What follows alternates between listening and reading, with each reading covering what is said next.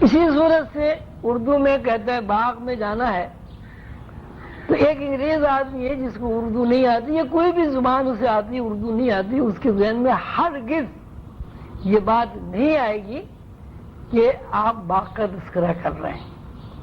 اس سے ثابت ہوا کہ ہم جو کچھ بھی بولتے ہیں پہلے اس کا عکس ہمارے دماغ پر پڑتا ہے۔ اچھا، دماغ پر عکس جب پڑتا ہے جب دماغ پر پہلے سے عکس موجود ہوتا ہے۔ تو یہ جو لہریں جس کو آپ کہہ رہے ہیں کہ لہروں کے ذریعے ہم گفتگو کرتے ہیں، تو لہریں جو ہیں دراصل خیالات کی ایک شکل ہے۔ ایک خیال کی اگر ایک لہر بھی آپ تصور کریں تو انسانی دماغ میں جو بھی کچھ ہے وہ لہروں کے ذریعے قائم ہے۔ اس کی مثال آپ ٹی وی سے بھی دے سکتے ہیں، ریڈیو سے بھی دے سکتے ہیں، ٹیلی فون سے بھی دے سکتے ہیں کہ آپ نے ٹیلی فون کان پہ لگایا ہوا ہے، امریکہ سے آپ کا کوئی رشتہ دار بات کر رہا ہے، تو اب جو باتیں اس آدمی کے ذہن میں ہیں جو آپ تک وہ پہنچانا چاہتا ہے وہ لہریں آواز کی شکل میں آپ تک پہنچ رہی۔ تو پہلی بات تو یہ سوچنے کی ہے کہ ہم جو کچھ بھی بولتے ہیں وہ باہر سے نہیں بولتے، اندر سے بولتے ہیں۔ یہ بھی بات بالکل آپ کے سامنے کی ہے، مشاہدے کی ہے کہ ایک مرا ہوا آدمی، اس کے ہونٹ بھی ہوتے ہیں، زبان بھی ہوتی ہے، کان بھی ہوتے ہیں، نہ وہ آپ کی بات سن سکتا ہے نہ بول سکتا۔ اس بات سے بھی یہ حقیقت منکشف ہوتی ہے کہ بولنے کا تعلق مادی جسم سے ہرگز نہیں ہے۔ اگر مادی جسم سے براہ راست بولنے کا تعلق ہوتا تو مرا ہوا آدمی بول سکتا تھا۔ دوسری بات یہ ہے کہ آدمی سو جاتا ہے، سونے کی حالت کو ہم مرنے کی حالت نہیں کہتے، زندگی سے تعبیر کرتے ہیں، لیکن سویا ہوا آدمی بھی نہ بات کر سکتا ہے، نہ ہماری سنتا ہے، نہ سن کے ہمارا جواب دیتا ہے۔ اب اس سے دوسرا قانون یہ سامنے آیا کہ تبادلہ خیال جو ہے اس کا تعلق جو ہے مادی جسم سے اس لیے ہے کہ کسی نے مادی جسم کو اپنا میڈیم بنایا ہوا ہے۔ اگر بیداری کی حالت میں مادی جسم میڈیم نہ بنا ہوا ہو اس صورت میں بھی آپ تبادلہ خیال نہیں کر سکتے۔ اس کی مثال یوں ہے کہ آپ کچھ سوچ رہے ہیں، دوسرا آدمی آپ سے بات کرتا ہے، آپ سنتے ہی نہیں۔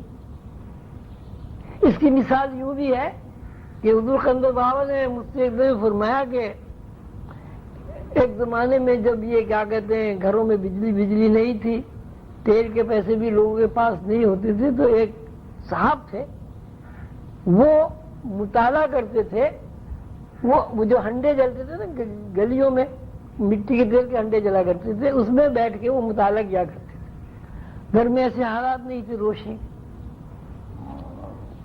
تو وہاں سے بارات گزری،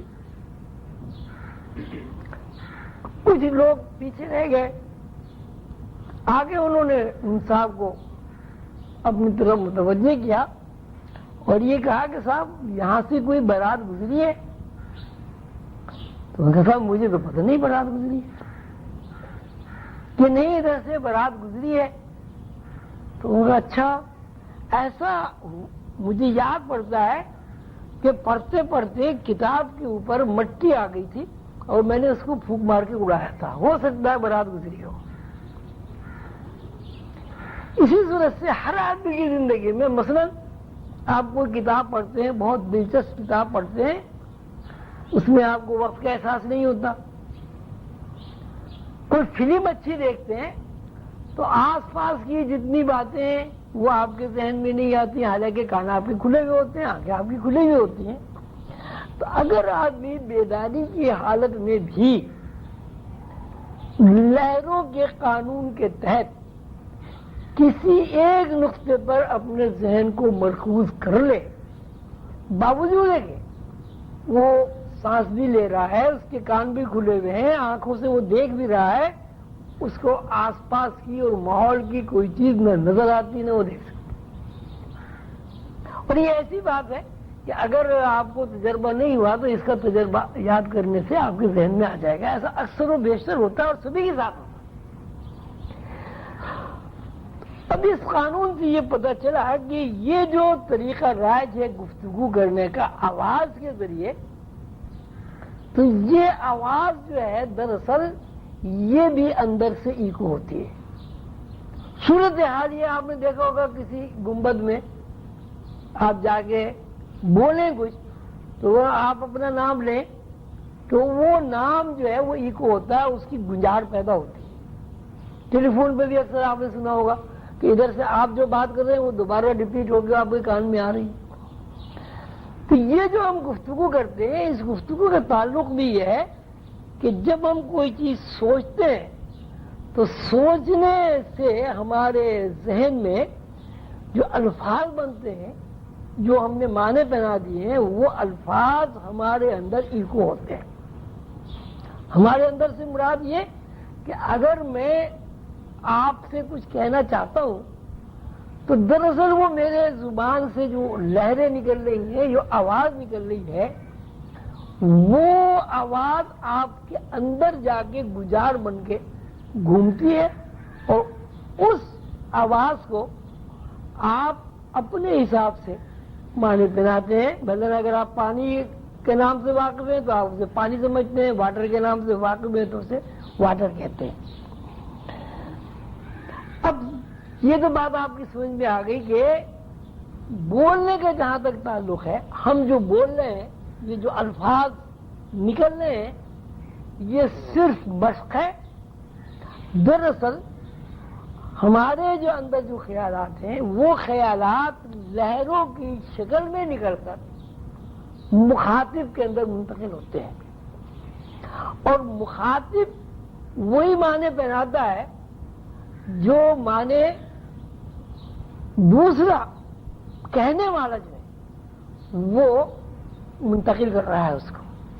ابھی ہماری جو گفتگو کا طرز ہے، جیسے میں بول رہا ہوں درخت آپس میں گفتگو کرتے ہیں، تو یہ درخت آپس میں گفتگو کرتے ہیں تو یہ میرے دماغ میں ایک علم ہے کہ درخت ہوتے ہیں وہ بھی آپس میں اس طرح بات کرتے ہیں جس طرح انسان بات کرتے ہیں. اگر کسی آدمی کے ذہن میں یہ علم نہ ہو کہ درخت بھی آپس میں گفتگو کرتے ہیں تو اس کے دماغ کی لہریں کبھی دوسرے آدمی کو منتقل نہیں ہوں گی کہ درخت بھی آپس میں گفتگو کرتے ہیں. اس میں وہ واقع بھی نہیں ہے کہ درخت بھی آپس میں گفتگو کرتے ہیں.